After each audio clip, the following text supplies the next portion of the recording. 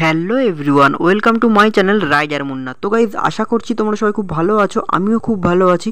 তো আজকে যে টপিকটার উপর ভিডিওটা করতে চলেছি সেটি হলো সুজুকি অ্যাক্সেস 125। তো চলো রিভিউটা করে নেওয়া যাক। তো প্রথমে আসি ফ্রন্ট লুক। তো ফ্রন্টের হেডলাইট দেখে বুঝতেই পারছো টোটালি কিন্তু হেডলাইটটা 2024 এডিশনের থেকে 2025 এডিশনের টোটাল কিন্তু ডিফারেন্স করে দিয়েছে, এবং সামনে কিন্তু দুরকমভাবে কিন্তু দুটো এলইডি লাইট পেয়ে যাবে, উপরে এবং নিচে। তো তোমাদের এই লুকটা ফ্রন্টের কেমন লেগেছে কমেন্ট বক্সে কিন্তু অবশ্যই জানিও।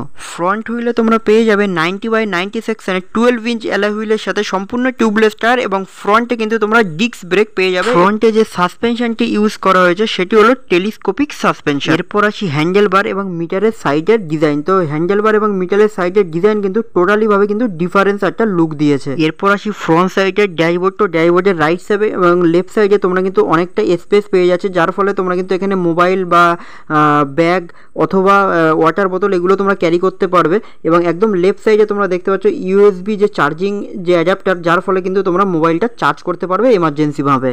এরপর আমি তোমাদেরকে মিটারটা অন করে দেখাবো। তো মিটারের লুক দেখে বুঝতেই পারছো টোটালি কিন্তু ডিফারেন্স একটা লুক আগের ভ্যারিয়েন্টের থেকে। এবং রাইট সাইডে এবং লেফট সাইডে তোমরা কিন্তু কিছুটা ডিজিটাল পেয়ে যাবে, এবং মিডিলে কিন্তু টোটালটা কিন্তু অ্যানালগ। তো রাইট সাইডে তোমাদের কিন্তু ইন্ডিকেটার এবং এফআই লাইট শো করবে, এবং লেফট সাইডে তোমরা কিন্তু আপার ডিপারের সাইন দেখতে পাবে। ব্যাক সাইড পোর্শনের লেফট সাইড এবং রাইট সাইডে তোমরা কিন্তু ক্রোম ব্র্যান্ডিংয়ে অ্যাক্সেস 125 এর লোগো পেয়ে যাবে।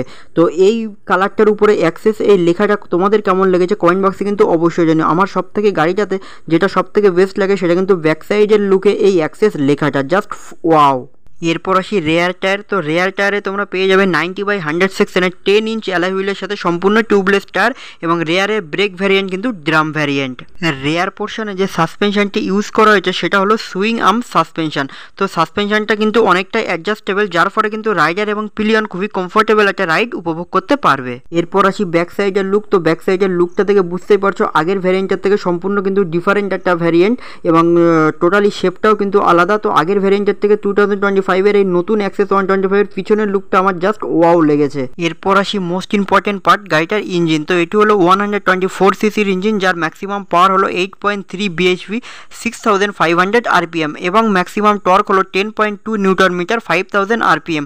টপ স্পিড তোমরা রাইড করতে পারবে 85 থেকে 90 কিমি অ্যাভারেজ পার আওয়ার, এবং ওনার্স রিপোর্ট মাইলেজ প্রোভাইড করছে 40 থেকে 46 কিমি অ্যাভারেজ পার লিটার।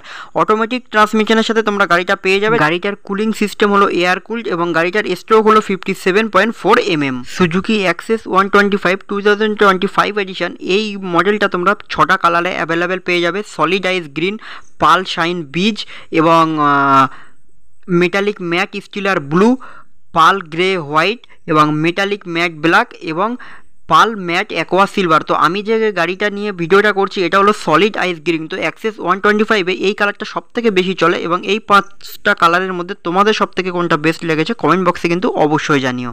তো চলো দেখে নেওয়া যাক গাড়িটার অল ওভার ডেসক্রিপশান। তো গাড়িটার কার্ভ ওয়েট হলো 106 কেজি, seat height 773 mm, ground clearance 160 mm, fuel tank capacity 5.3 litre, reserve fuel capacity 1 litre, overall length হলো 1835 mm, ওভারঅল হাইট হলো 1155 mm, এবং হুইল বেস হলো 1260 mm। সুজুকি অ্যাক্সেস 125 এই গাড়িটা আমাদের ওয়েস্ট বেঙ্গল বারাসাতে এক্স শোরুম প্রাইস রয়েছে 1,01,900 টাকা, এবং অন রোড প্রাইস রয়েছে 1,19,086 টাকা। তো গাইজ, ভিডিওটা এখানেই শেষ করলাম। ভিডিওটা ভালো লেগে থাকলে অতি অবশ্যই লাইক, কমেন্ট এবং শেয়ার করে দিও, এবং যারা যারা এখনো চ্যানেল সাবস্ক্রাইব করোনি তারা অতি অবশ্যই চ্যানেলটি সাবস্ক্রাইব করে নিও, এবং তোমরা সবাই খুব ভালো থেকো, সুস্থ থেকো। আবার দেখা হবে নতুন অন্য কোনো বাইক বা স্কুটার নিয়ে।